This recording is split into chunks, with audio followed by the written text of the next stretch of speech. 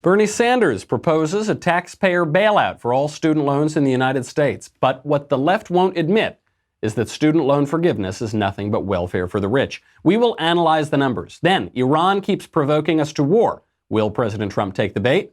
That crazy lady who's accusing Trump of rape says more crazy things on television. And the White House names a new press secretary who isn't me. That's okay, though. I'm not. I was just actually cutting some onions before this, so that's great news. All that and more. I'm Michael Knowles. This is The Michael Knowles Show.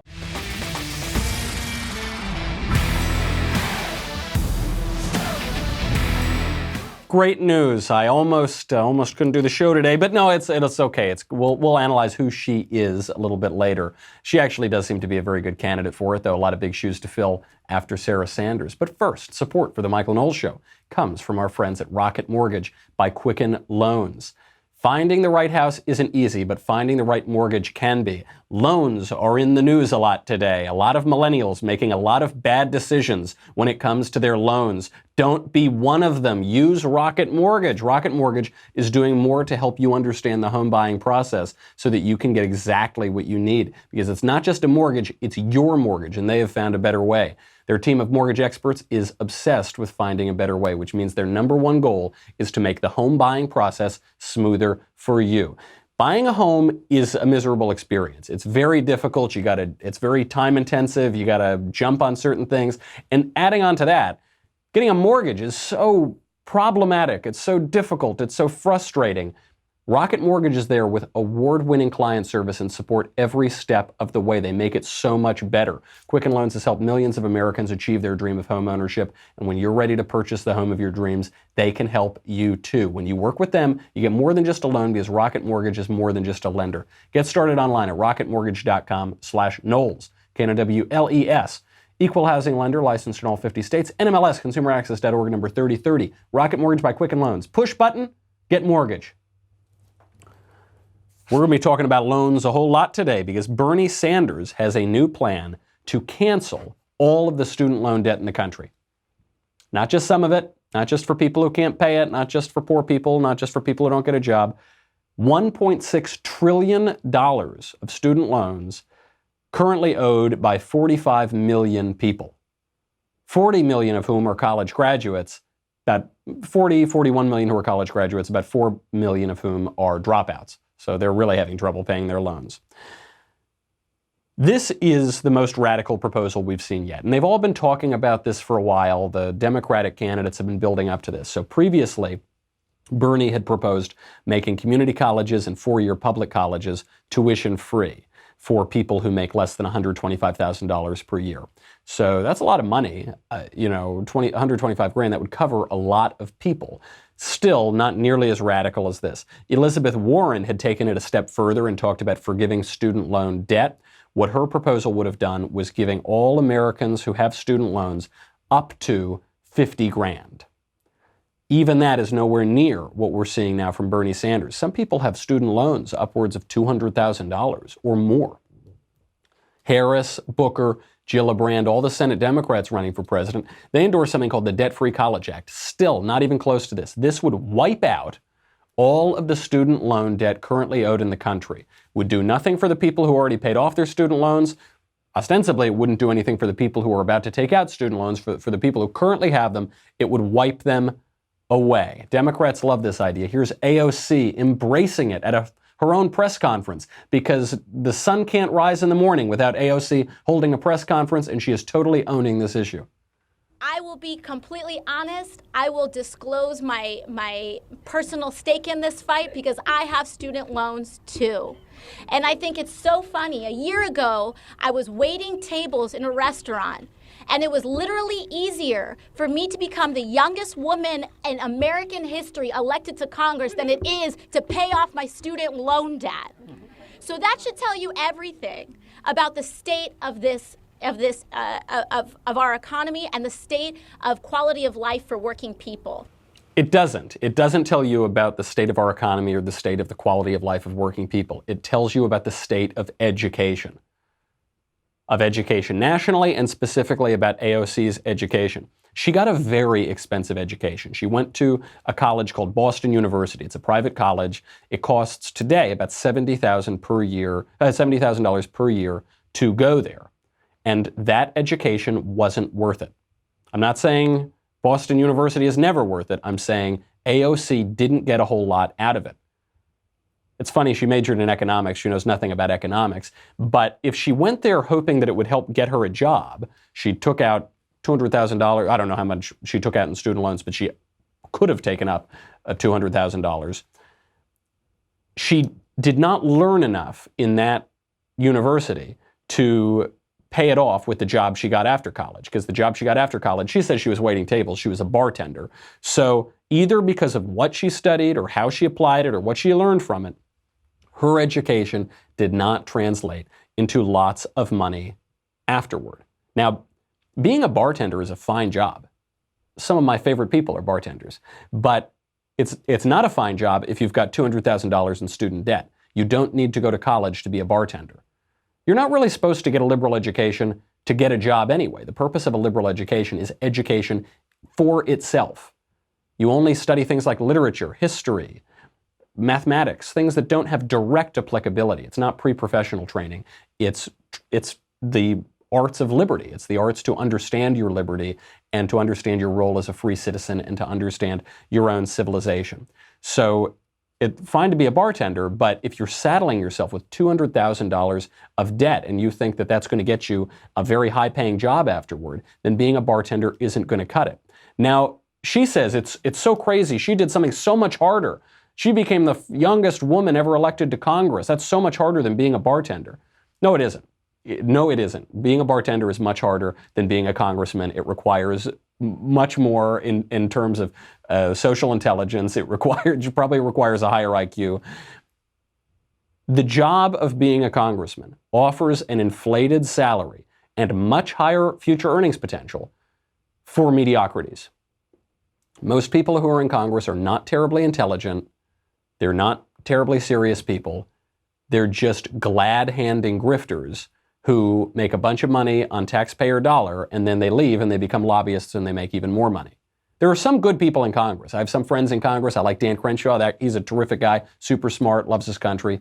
Most people in Congress are not Dan Crenshaw. So I'm not at all surprised. AOC graduates college. She hasn't learned anything. She's saddled herself with debt for what is basically a worthless degree. And she realizes, gosh, in the private sector, I'm never going to make anything. I'm not going to make any money out here. And I'm going to just be waiting tables or being a bartender for the rest of my life and never be able to pay off this debt. But I can run for Congress. This is the path forward for mediocrities coast to coast. This is a very ironic proposal, though, because what the left doesn't want to admit is that student loan forgiveness is not a way to help out poor people. It's not a way to help out the oppressed underclass. Student loan forgiveness is welfare for the rich. As always, it's the left pretending that they're sticking up for the little guy when really they are sticking up for the elites. Bernie and AOC say this is going to help the average, the working American. The average working American doesn't have a college degree. 1/3 of Americans graduate from college. 2/3 of Americans don't graduate from college. Americans who do graduate from college, statistically speaking, can expect to make a lot more money. The median American college graduate makes about 75% more per year than the median American who only has a high school diploma.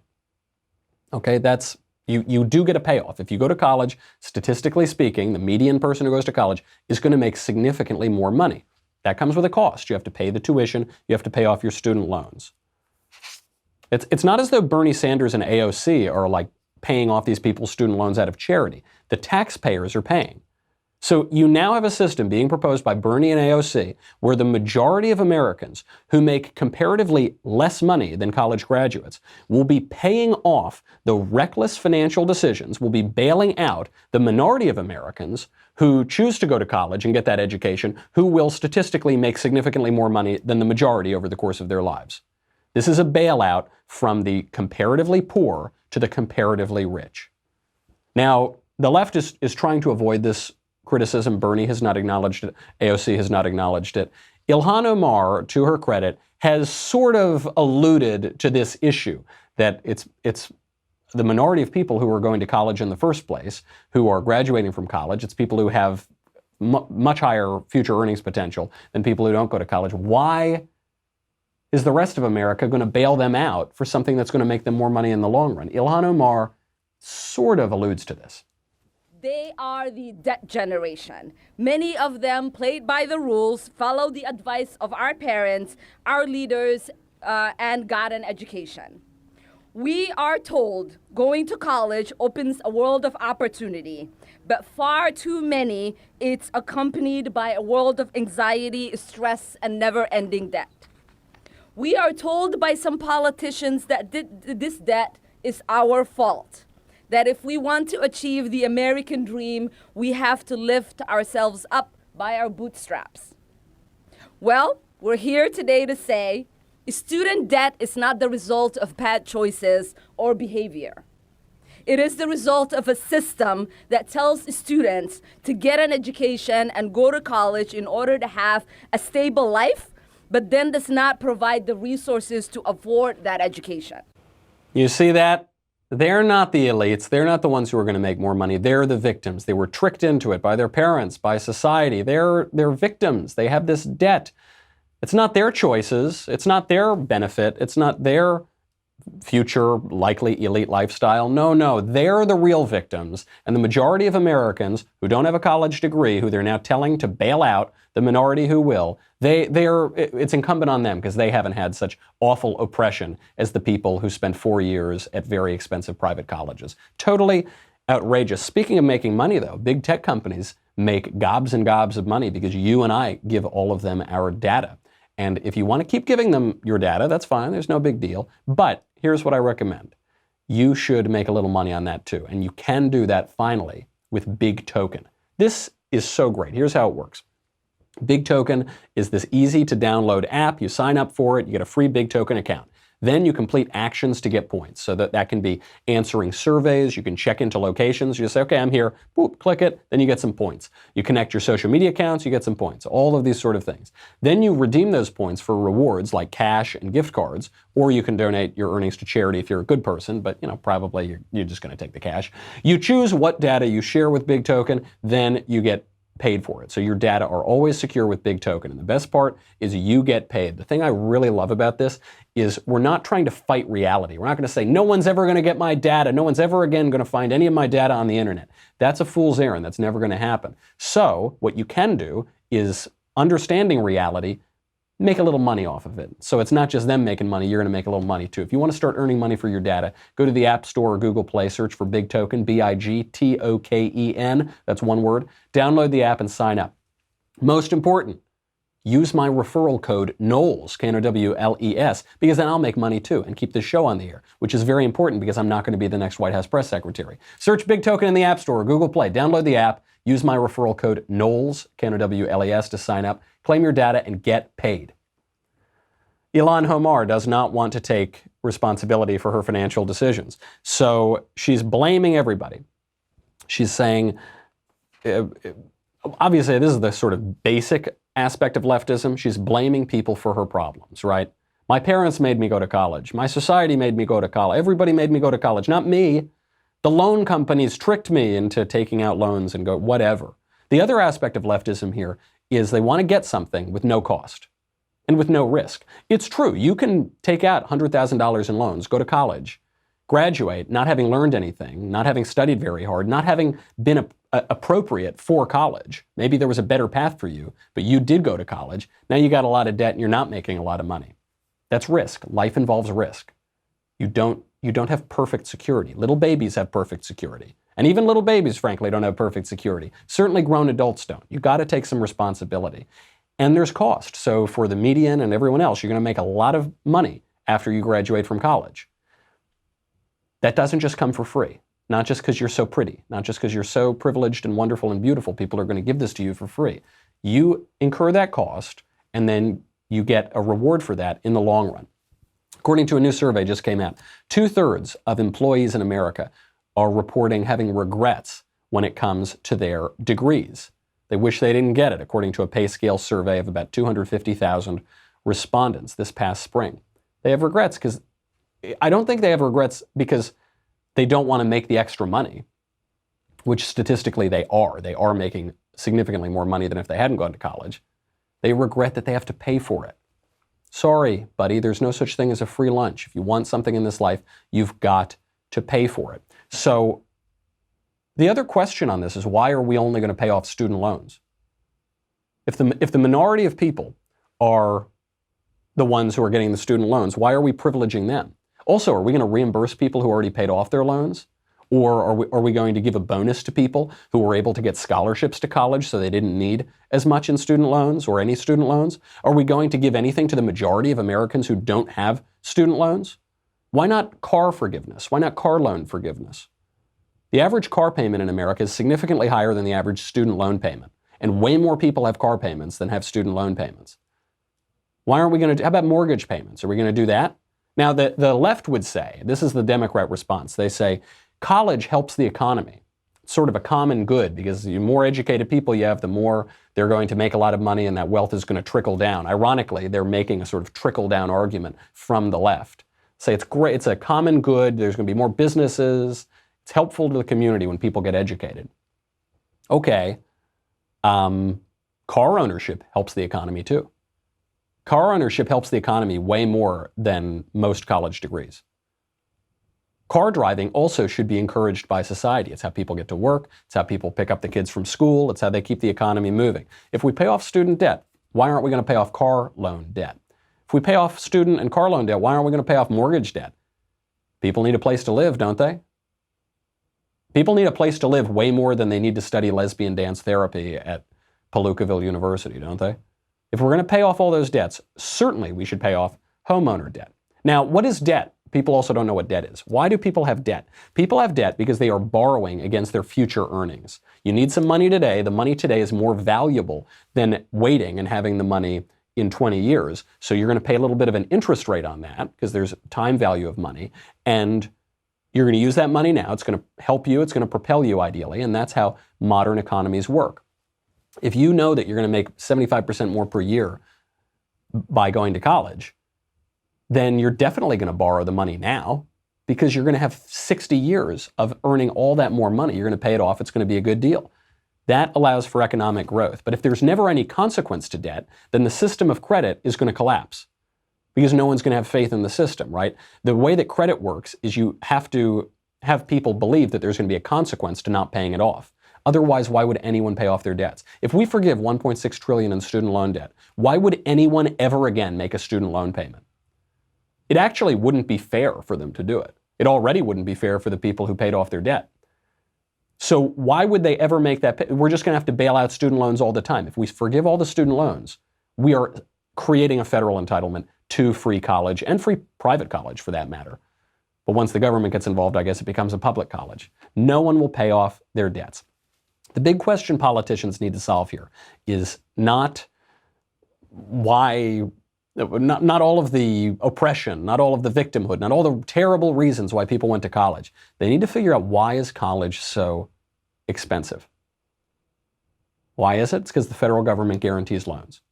So it's a blank check to colleges to raise their tuition, which has skyrocketed over the last 20, 25 years. Why else? Because more students are going. So you're flooding the market. You're telling people they need to get a college degree. And so the colleges have the opportunity to just raise the prices. In 2016, nearly 70% of high school graduates enrolled in college. A lot of those people are not going to graduate.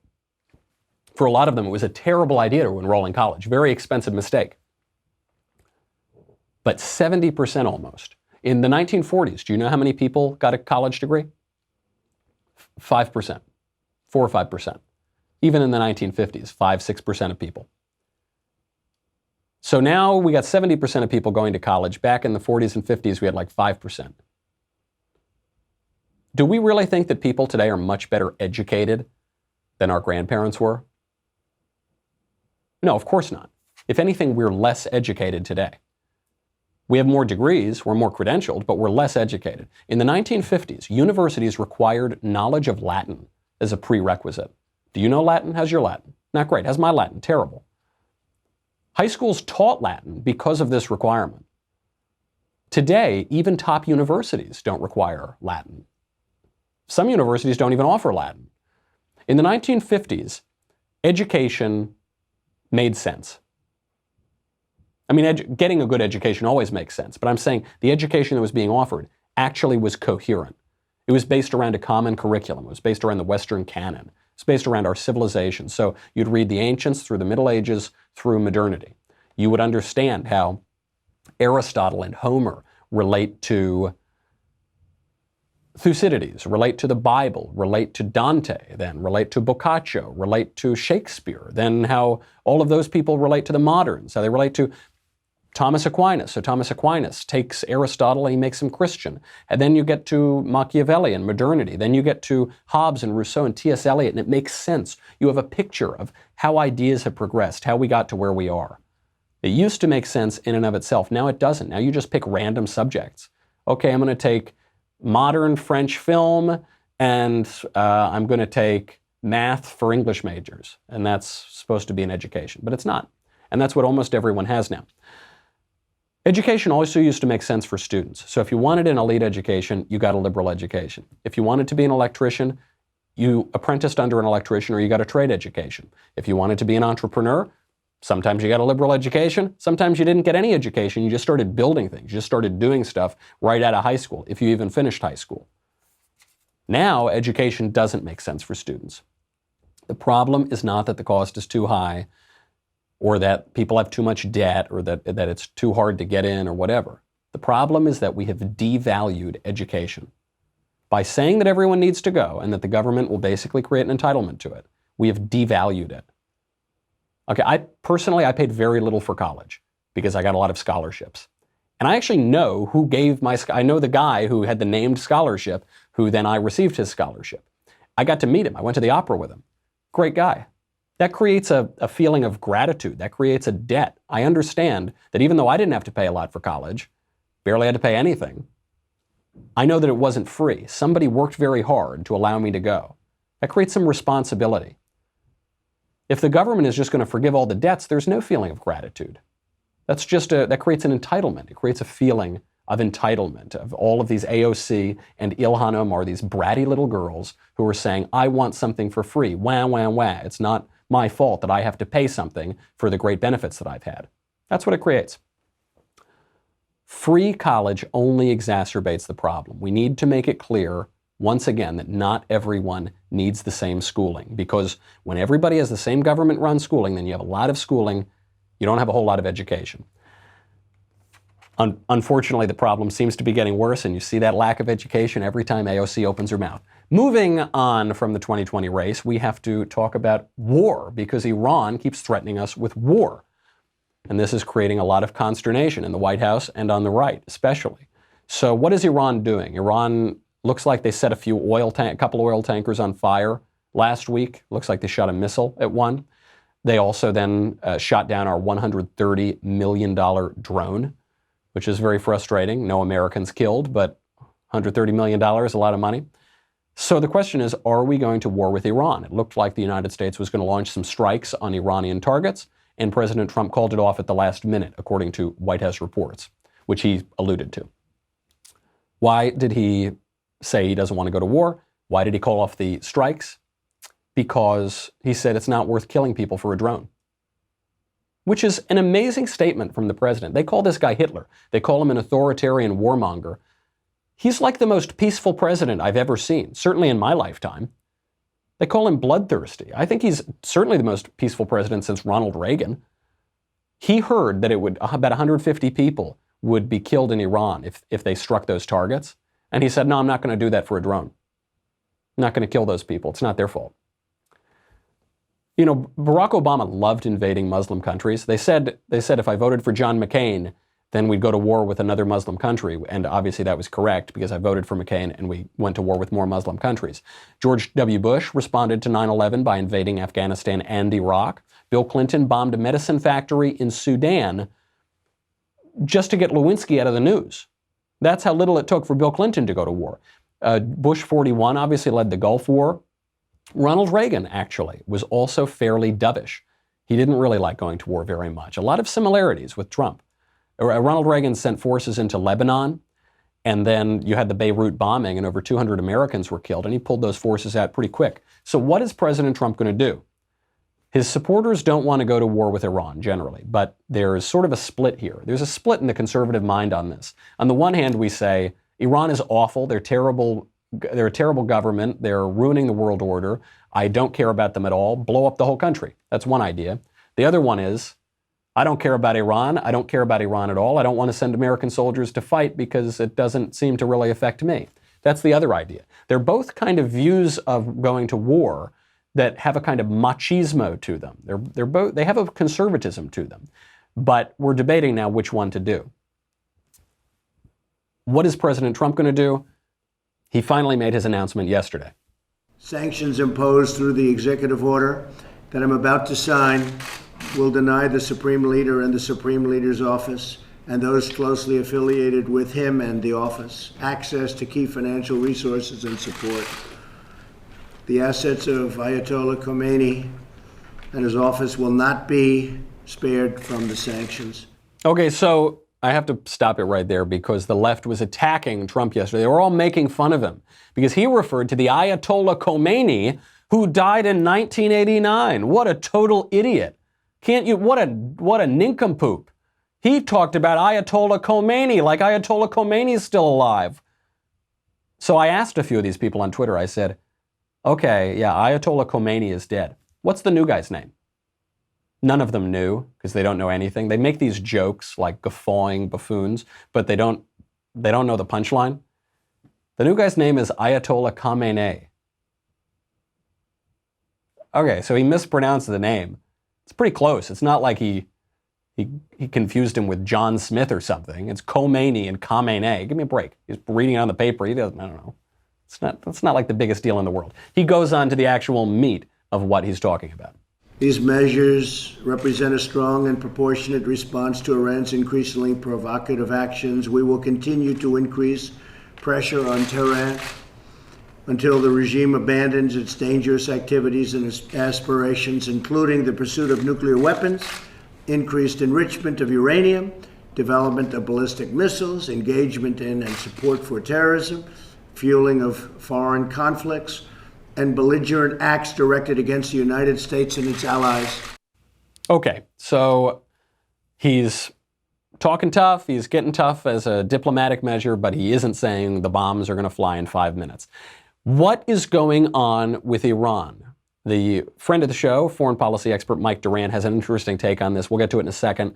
Then we'll get to that crazy lady who's accusing Trump of rape and a whole lot more. But first, I've got to say goodbye to Facebook and YouTube. Go over to dailywire.com. $10 a month, $100 for an annual membership. You get me, you get the Andrew Klavan Show, you get the Ben Shapiro Show, you get the Matt Walsh Show, you get to ask questions in the mailbag, which is coming up on Thursday. Get them in. You get to ask questions backstage. You get the Leftist Tears Tumbler. Oh, yes, that's very good. Yeah, that sounds like, it sounds like we're not going to forgive your $1.6 trillion in loans. If they think that payouts, $1.6 trillion payouts for the minority of Americans who are these elite, effete, generally left-wingers, that's going to rally people to go vote for them in 2020. Probably not a great look. Head over to dailywire.com. We'll be back with a lot more.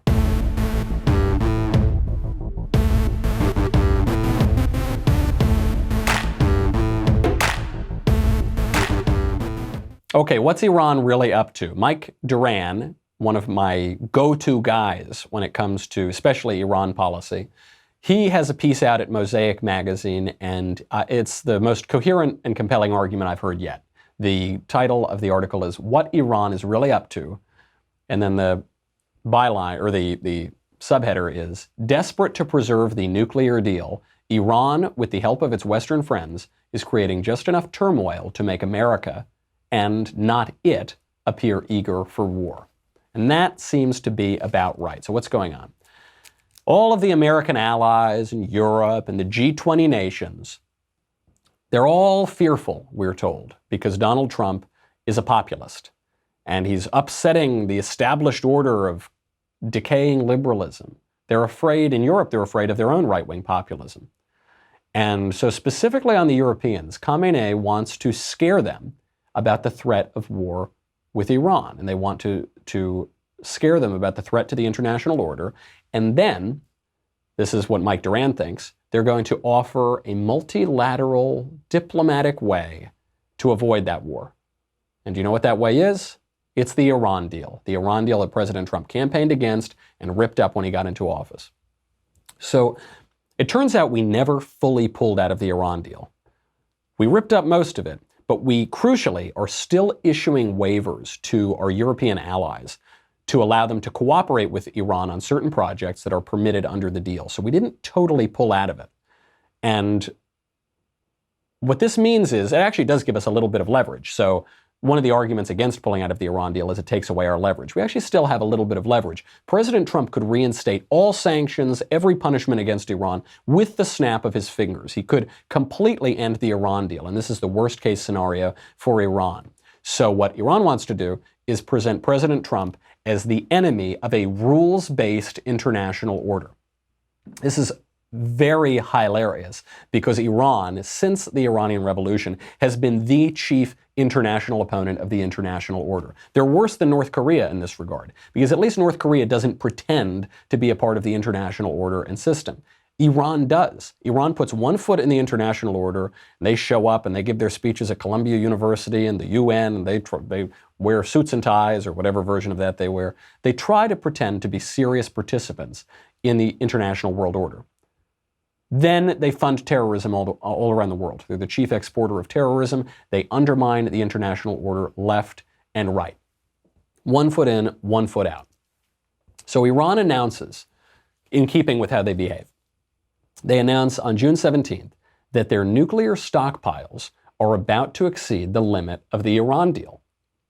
That the Iran deal is over, right? Now, why did they announce that on June 17th? Well, just in time for the G20 summit, right around the corner. So Mike Duran writes, quote, Iran's policy of strategic pressure then is made up of three separate but interlocking lines of effort. A struggle to gain relief from the oil and banking sanctions, a campaign to tarnish Trump as an agent of chaos, and an initiative aimed at keeping its nuclear waivers in place. Among these, the third is by far the most urgent. To understand why, we need to examine the function of the waivers and why they are exceptionally valuable to Ali Khamenei. So this is all about the Iran deal, all about getting those waivers to keep building up their nuclear program. So Shinzo Abe, the Japanese leader, went over to Iran this past month. And right around the time he was there, Iran blew up a partially Japanese-owned oil tanker. They said this doesn't make any sense. They're trying to threaten everyone else and scare them about President Trump's role in the international order. So, according to reports, President Trump sent a message with Shinzo Abe for Ayatollah Khamenei, and Khamenei responded to Abe and said, I have no message for Trump. I have no message at all. I'm not going to dignify him with a response. But of course he's sending a message to Trump. He's sending the message with missiles. He's trying to get, and more importantly, he's sending a message to Europe. What does this show us? It shows us, one, Obama got bungled Iran completely. Obama assumed wrongly that he could diplomatically stop Iran from getting a nuclear weapon. Can't be done. That is not going to happen ever. And Obama tried it, and it didn't work, and other people have tried it too. You can only stop Iran from getting a nuclear weapon with force. That's the hard reality. Now, as Mike Duran says, doesn't necessarily mean war, though it very possibly could mean war. But ultimately, you will need coercion. You will need coercive measures that are not just people singing Kumbaya. Ironically, what does this mean? An eternal rule of statecraft is that if you want to avoid war, you need to be totally ready to go to war. If you want to avoid war, you need to be able to credibly threaten going to war. And that is the line that President Trump is walking now. So people are saying he's sending mixed messages. He is an anti-war candidate, and John Bolton is his national security advisor. John Bolton has been an Iran hawk his entire life. On the one hand, he says, I don't want war. On the other hand, there's a military operation in place to strike Iran. But then he calls it off. What is happening? He's trying to show that we have the credible threat of force, and we will do it. He's actually using against Iran the very thing that Iran is trying to use against America, which is that President Trump is a madman. You can't predict what he's going to do. I genuinely can't predict what he's going to do on Iran. Neither can Khamenei. So what Trump is saying is, you can't predict what I'm going to do. Cut it out and don't make a nuclear weapon. Because we will go to war. We will force you not to have that nuclear weapon. What Khamenei is saying is, look at that madman over in America. We need the Iran nuclear deal. We need to force America back into this deal because he's a madman. He'll blow up the whole world order. That's the standoff right now. It's over the question of how mad is Donald Trump and which side is he going to come down on when that charade is over. I have no prediction because his strategy is working. Speaking of mad people and crazy people, a couple days ago, you know, there was a few days ago now, there was that woman, Jean Carroll, the New York Advice columnist, who accused Trump of raping her 23 years ago in a Bergdorf Goodman dressing room. And we saw that interview that she did with Allison Camerata, and it was really weird, and it wasn't terribly credible, and the story was falling apart. So she did another interview. She did an interview on MSNBC, and she was discussing what she should have done in that moment, what was going through her mind, what she could have changed about that moment. You know, not going in, not being raped by Donald Trump, not coming out with this before 23 years later.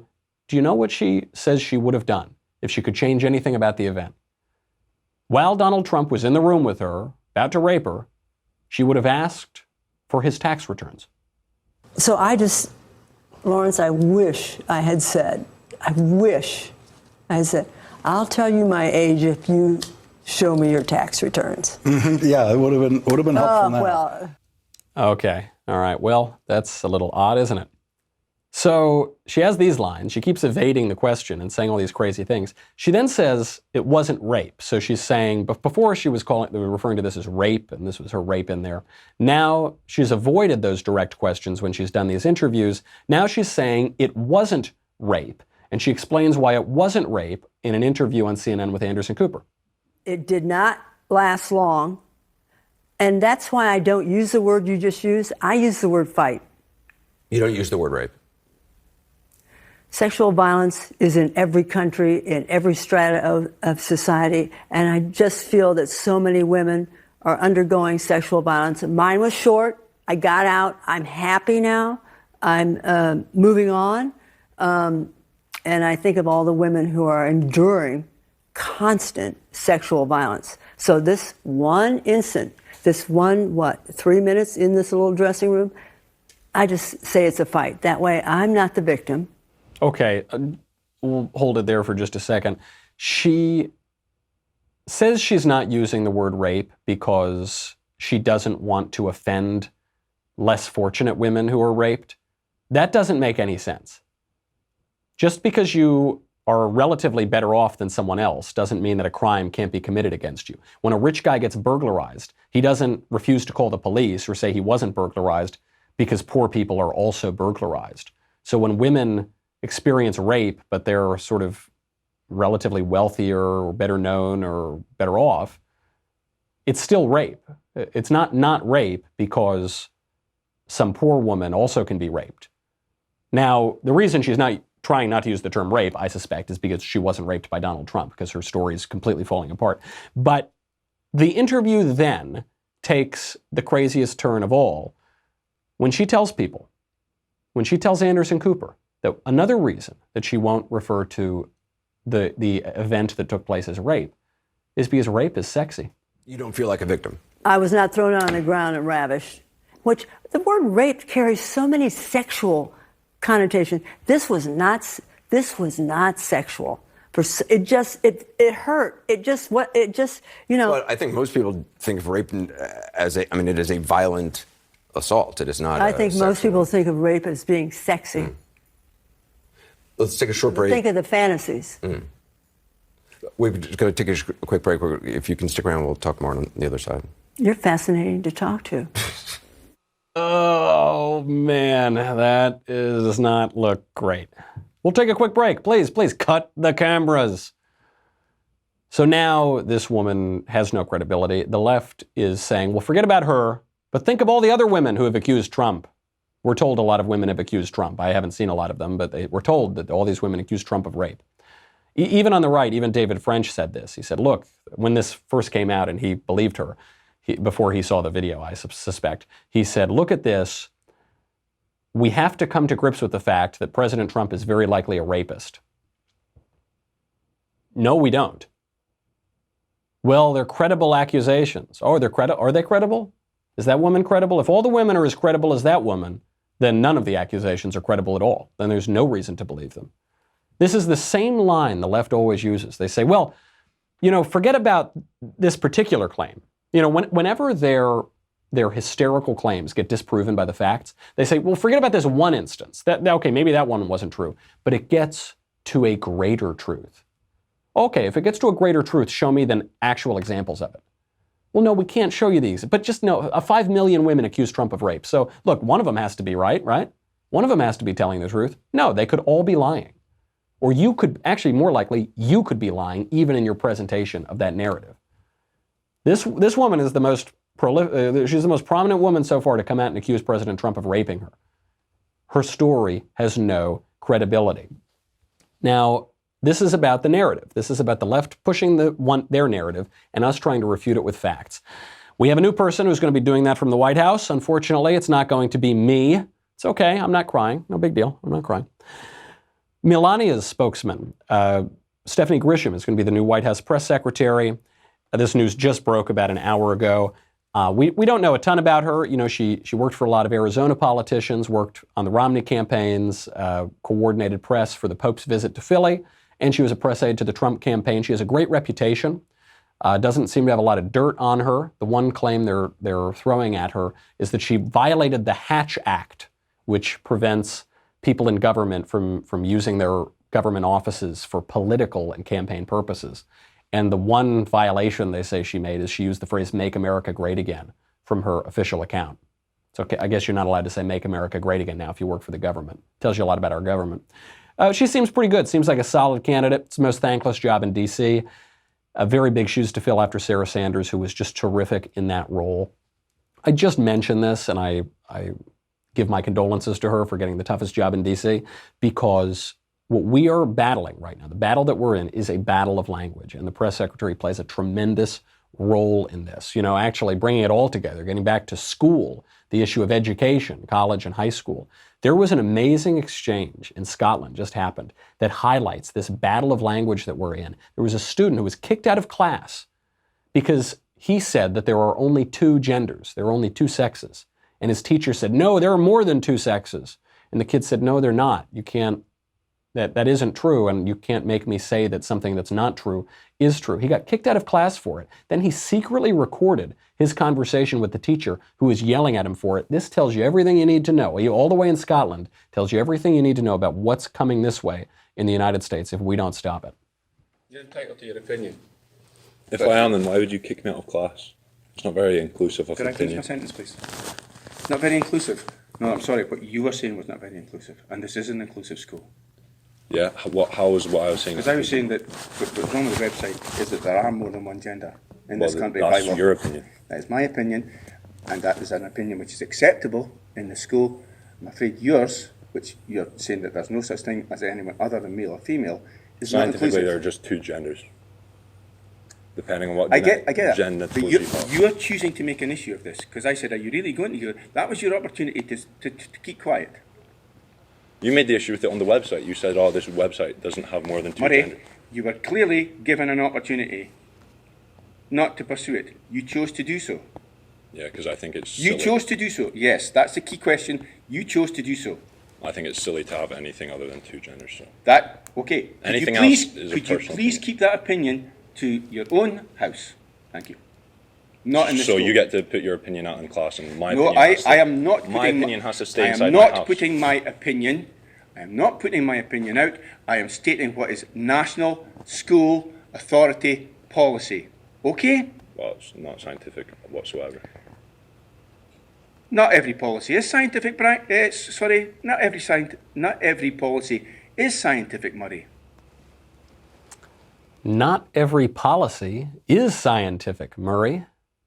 When you've got to choose between scientific reality and politically correct ideological dogma, Marie, you've got to pick the politically correct ideological dogma. Forget reality. I mean, this is what George Orwell predicted. He said there will be no true or false, there will be no history, there will be no facts. There will just be the eternal present where whatever the party says is right. Marie, the party says that 2 + 2 doesn't equal 4.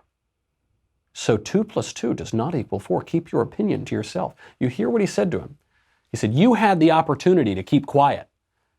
And the kid says, right, but you're telling me that there's more than 2 sexes. I know there aren't, so I just said there are 2 sexes. He says, you brought this on yourself, Marie.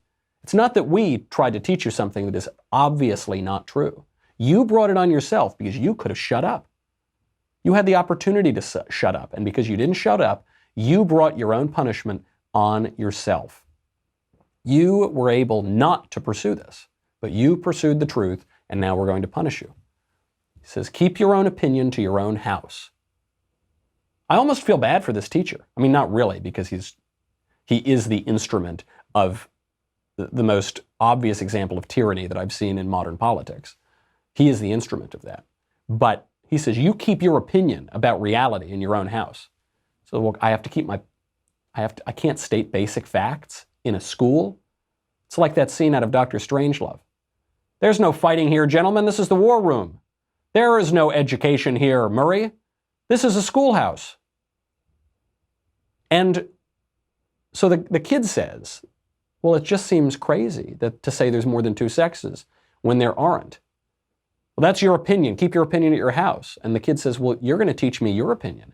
And he says the most telling thing. He says, that's not necessarily my opinion, but that is what the authorities have told us to say. He says, well, what the authorities have told you to say isn't true. He uses the word scientific, but the word science just means knowledge. He says it isn't true knowledge. It isn't true. And the teacher says, policy isn't always scientific. It isn't always true, and you'll go along with it. We will use the coercive power of the state to make you believe lies and state lies. And if you ever say the truth, we're going to use the power of the state to punish you. Now, the Democratic Party and the left wants a full government takeover of our education system. The government, big enough to give you everything you want, is big enough to take away everything you have. They call it loan forgiveness. We're going to forgive your loans. That means that they are going to control 100% the education system in this country, not just the public universities, the private ones too. The mechanism by which students go to these universities, the money, the payment, is now going to be controlled by the government. And I wonder what that education system is going to look like. I wonder if that's going to help the education system or if it's going to hurt it. Something tells me it's going to look a lot like this classroom. That's our show. Come back tomorrow for a lot more. In the meantime, I'm Michael Knowles. This is The Michael Knowles Show.